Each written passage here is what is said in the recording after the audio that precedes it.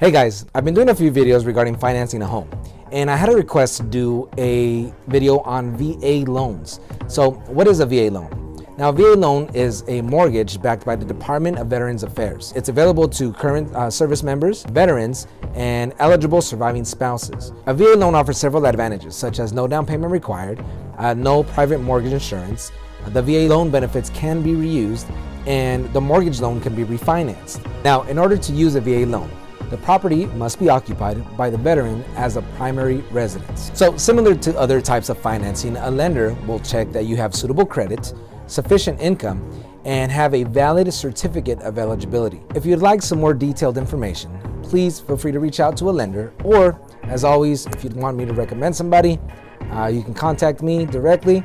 My name is Gus Medrano with Main Street Realtors.